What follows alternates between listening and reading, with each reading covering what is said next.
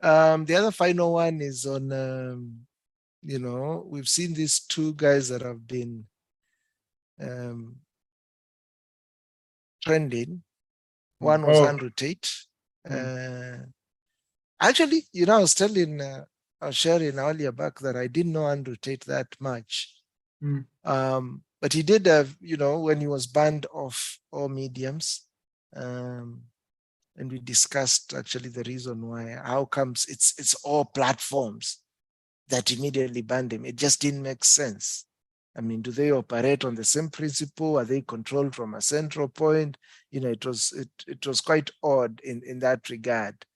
But much more, he had an interview with Piers Piers Morgan. Morgan.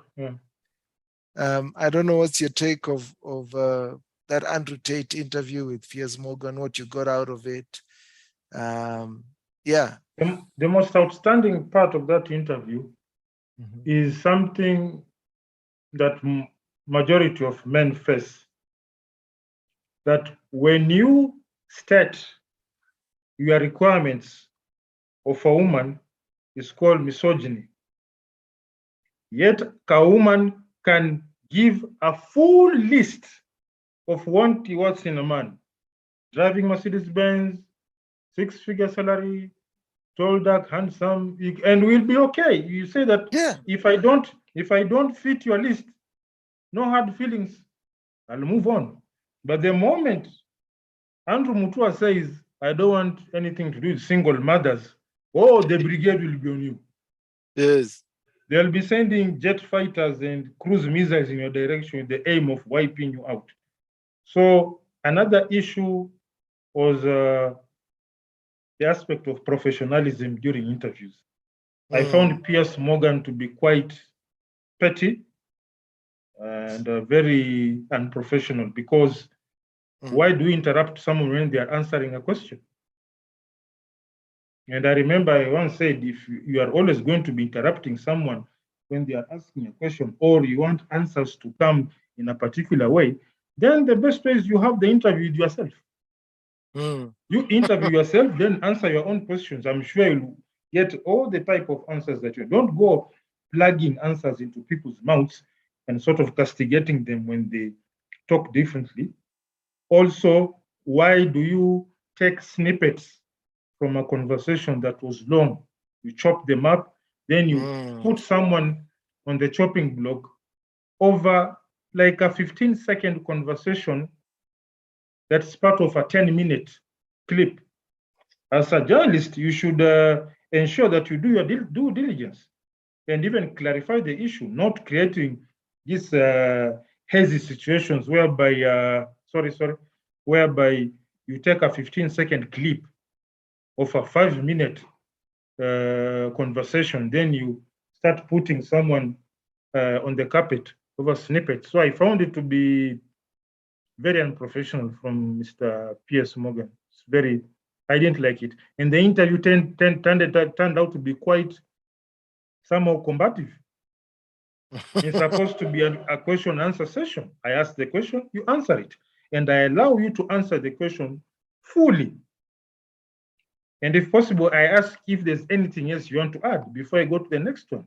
If there's an issue that is not clear, I highlight where the lack of clarity is so that the question is answered effectively. Not this thing, it turned out to be more of a bickering session. So I think we could get more out of people like Andrew Tate if they had interviews with the more with the people who conducted themselves in a more professional manner. That's my take on it. Thank you very much. I think you noted very key elements of that interview, which I also picked up on. The style of Piers Morgan, I don't know if you've seen quite a number of his interviews, are always very combative.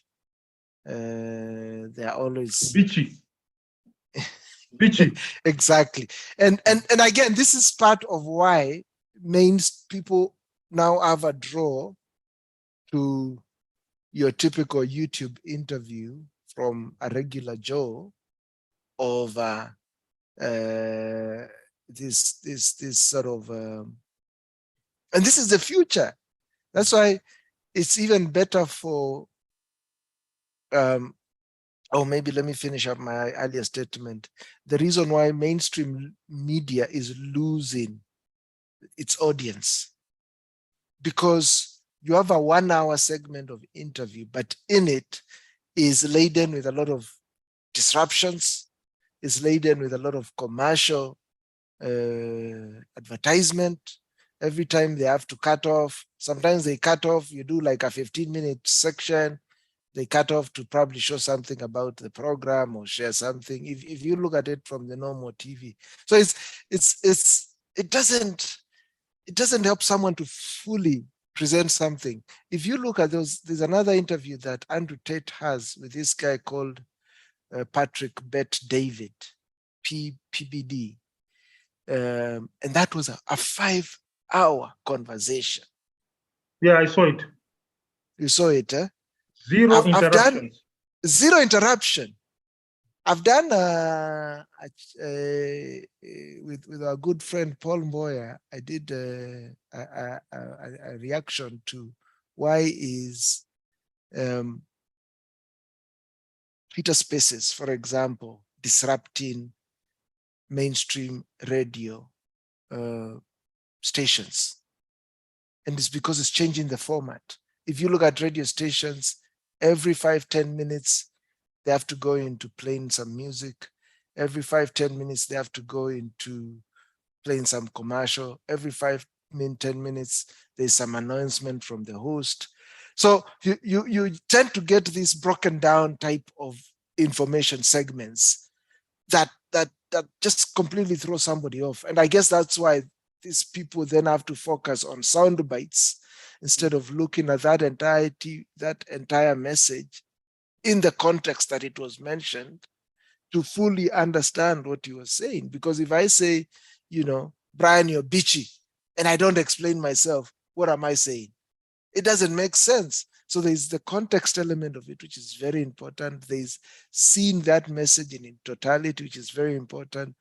There's that aspect of how mainstream media, which is the TV stations, radio stations, is losing its essence because of just generally how it is structured, and the reason why people are gravitating to. That's the potential for external interests. Exactly. Maybe there's a particular group that is not happy with that line of questioning, so they want to fine-tune the questions to lean towards a particular goal, something like that. Exactly. Right? But mainstream media, as you're saying, mainstream media is laden with a lot of agenda and narratives that they're selling. And Piers Morgan, he tends to brand himself as sort of a common sense, probably straddling the line of a conservative and a liberal.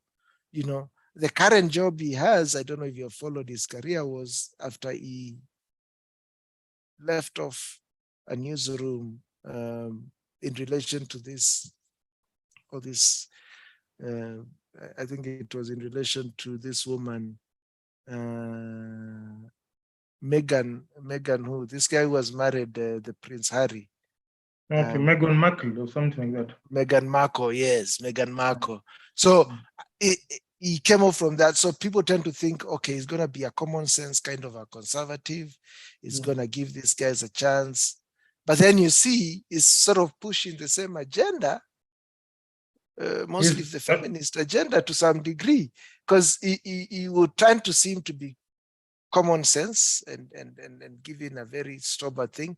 But he would push this, that just because Andrew Tate was vocal on his preference of the women he wants to date and possibly marry, he was saying it should be a woman who is less than 25 years old, is a woman who has a less body count, is a woman who that was his preference.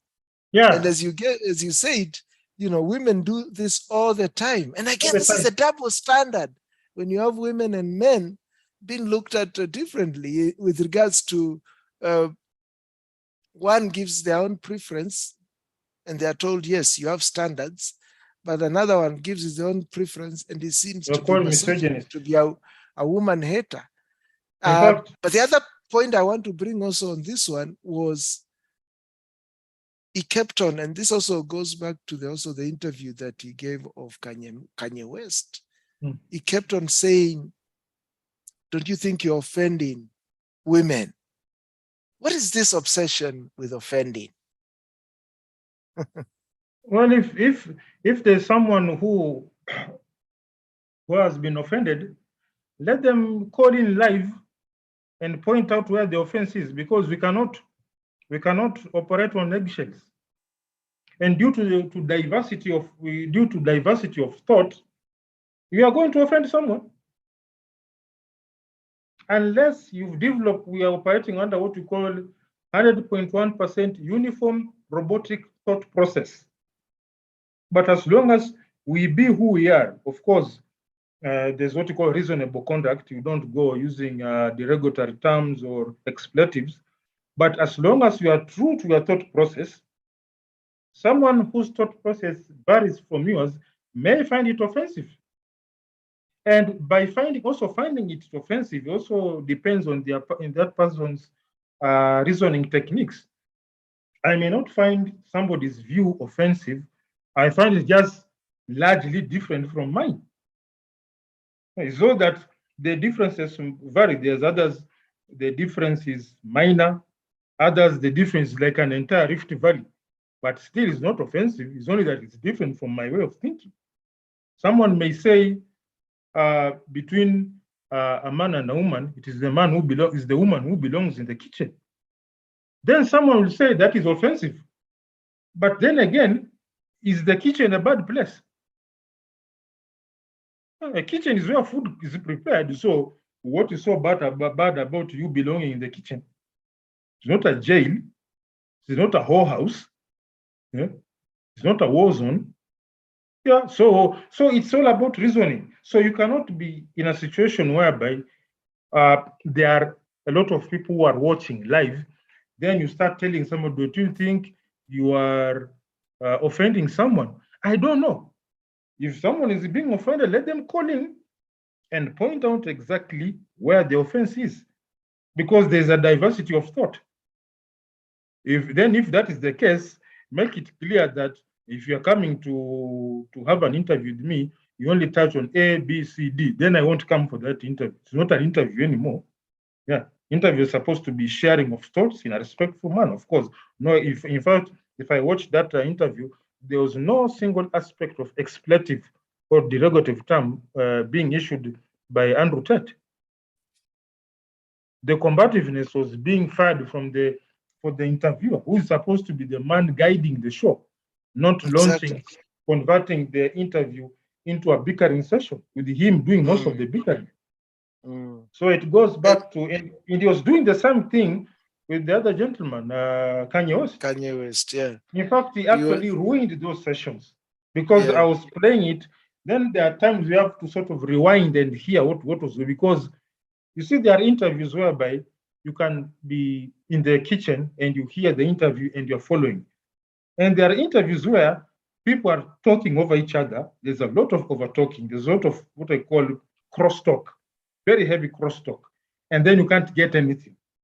So somebody who's supposed to be operating at a very high level of professionalism, like Mr. Morgan, I would actually give him an E for interview management. Yeah, it's always interruptive, but I liked the way Andrew Tate responded. He was quite very stoic. Okay, I would be a bit lax when there's more than one interviewee. Then the two interviewees are bickering. That one can be a bit, you can excuse it because you now have to rein in control. But if you have only one interviewee, that should be game shot. I ask, you answer. I clarify. I ask for clarification. You clarify. We move on. You take off one question after another. Plain and simple. Exactly. And this is his style. He thinks that's a way to debate with an interviewer, but what he's lacking is, he completely throws them off. He's now seen to be the one pushing his own agenda or narrative over seeking to hear what this guy is saying. And what I wonder is, because this concept of being offensive, is it a form of censorship? If I even think through the interview that he had with Kanye West, Kanye West at some point said, instead of us debating of how I said it, we should be debating on the real problem and looking to solve that. But now Yes. they are trying to curtail our speech by saying, don't you think you're being offensive to this group of people? And there have been these superficial tribes that have been created, Correct. from the alphabet people to now women to now, Kanye West was talking of this Jewish group and what they are doing to the world. Everything he said was true. Mm. And sometimes how you word things is to sort of invoke debate. So we are now concerned by very superficial things. Do words hurt? Do ideas hurt? Shouldn't we be debating ideas more than just canceling them by just saying they're offensive? What are we doing? Are we censoring people's speech here? Yeah, go ahead. I normally say some of the most useful conversations are the ones which cause a lot of discomfort. Some of the most useful conversations are the ones which are most uncomfortable. But if you're going to operate on eggshells, you are not going to make any progress. In fact, this is more like I call it bathroom walk. You know how you walk in a wet bathroom? That is how you're operating now. And we are guaranteed not to make any progress. Mm.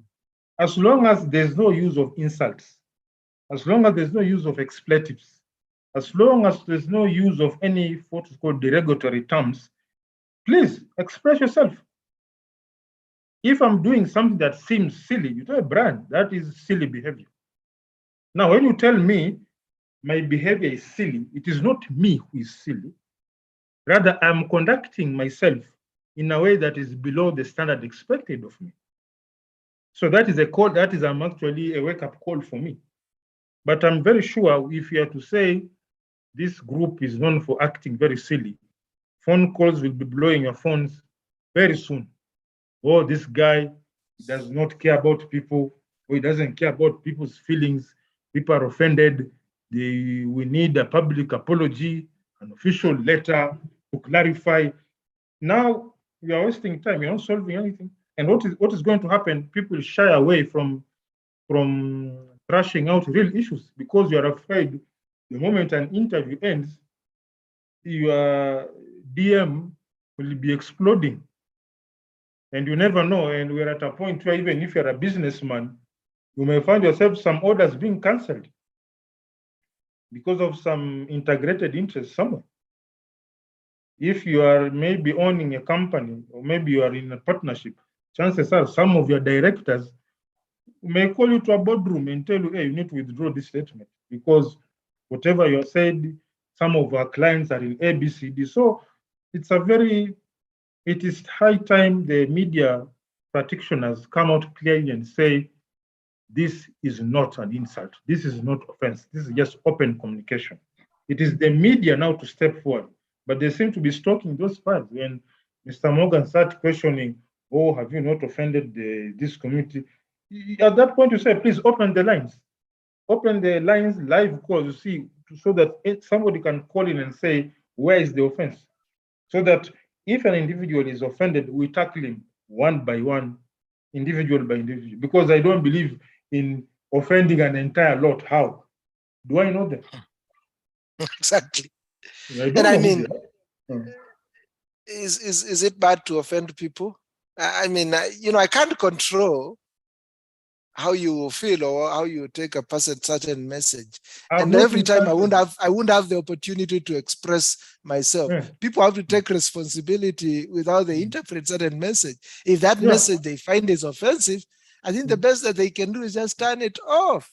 Yeah. And listen to what appeases to their little minds and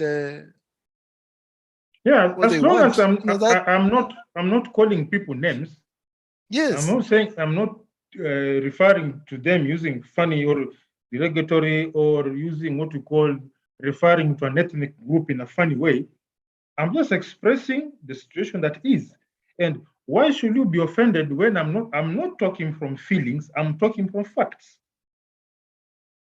So if you are feeling offended, now don't get offended from me, get offended by the facts. And if I can even give what we call a tertiary reference that I got this information from ABC. Now you find that ABC is the one that generated that information. I'm simply a conveyor.